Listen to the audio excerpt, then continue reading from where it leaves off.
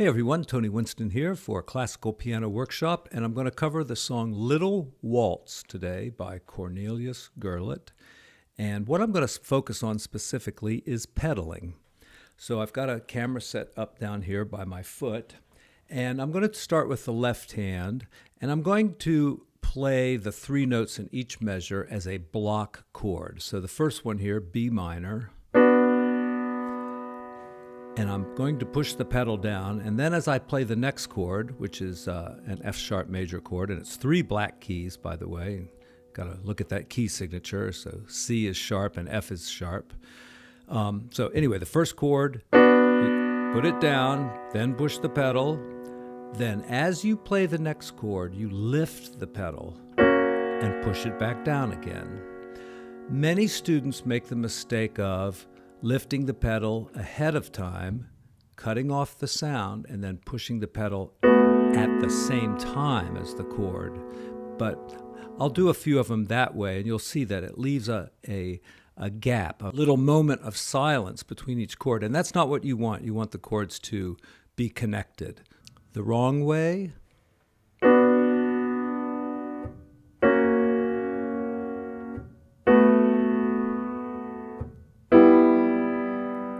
and the right way.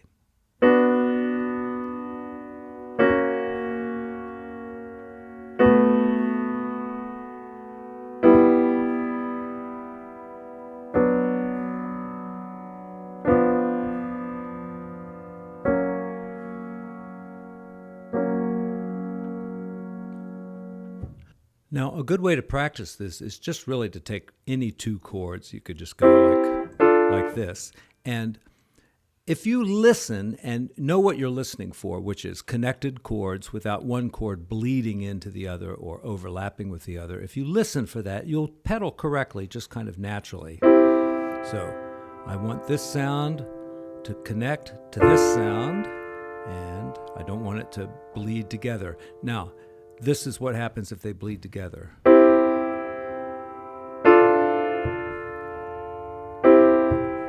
You see, I'm lifting that pedal a little bit too late. Actually, as you press the new chord is when you want to lift the pedal. And then right back down again. When you do the music as written with the broken chords, it's really no different, and let me show you. So as I hit this first note of the second measure, I lift and then back down again quickly before I play the second note.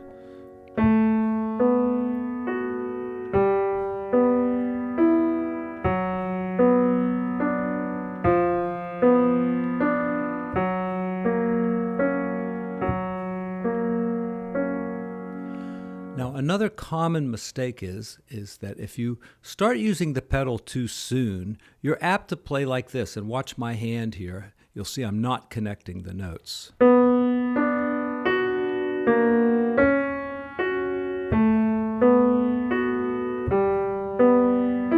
Now, the sound is basically the same, but your technique would be better to actually connect the notes with your fingers this way, and then use the pedal to enhance that.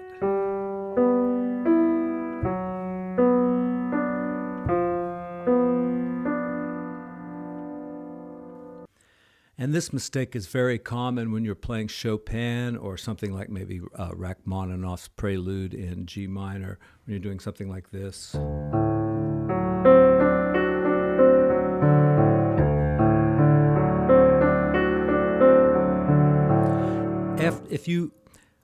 And teachers will tell you to learn it without the pedal first, so that you avoid making that mistake, because it's very easy to change this into this. Where you're just kind of bouncing around, and you're more likely to hit wrong notes that way. Also, the sound will be smoother if you try to connect like that. Okay, but anyway, back to Little Waltz. Let's do the left hand. We've got a B minor chord.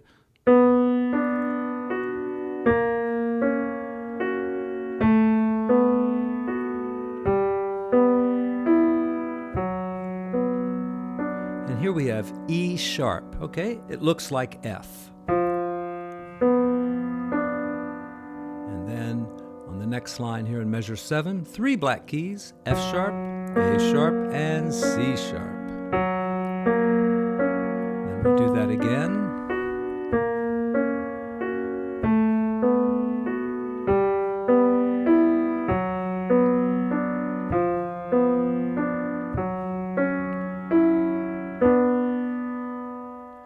Next part.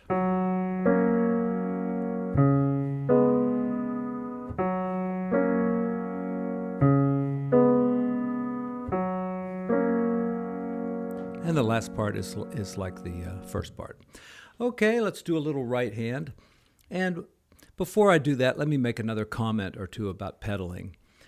There's never just one correct way to pedal. It depends upon the size of the piano, the size of the room, how much echo there is, and just what your own personal preference is. So, you don't want to follow pedal markings exactly. For instance, these little triangles that go up and then come back down, they don't show you exactly precisely when to lift the pedal. You have to do this with using your ears and, the information that I just shared with you. Okay, so the right hand, I'll go ahead and put the left hand in too. Oh, and another thing too is sometimes if you're pedaling this way, it may work out fine for the left hand, but it may blur the melody too much. So that's why you want to, just listen carefully and decide on the sound that you want.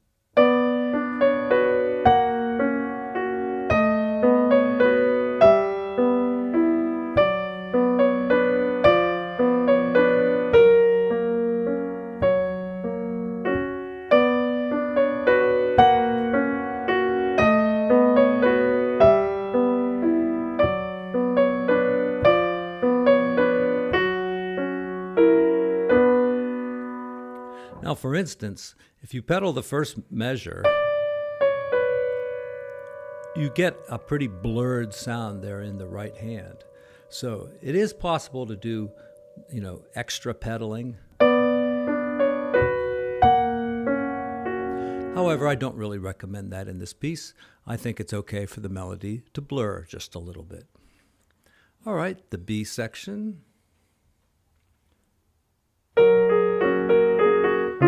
Notice again we have an E sharp. And I would follow this fingering 1, 2, 3, 5, 4, I guess. 4 and 1, and then back to 4 again.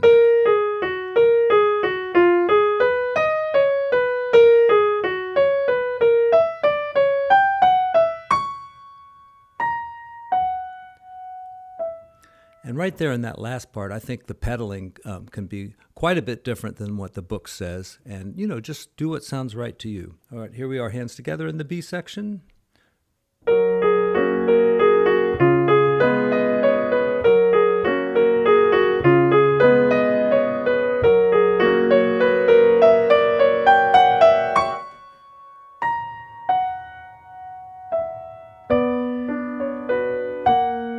So forth.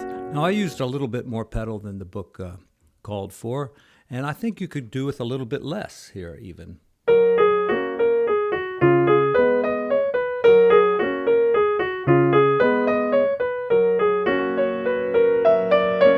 Let's see.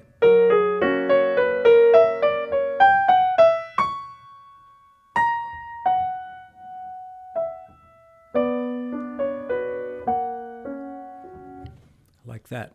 And I did another little trick too. I did not use pedal up here, but I slightly overlapped the notes. See? I had 2 down at once, and then 2 down again.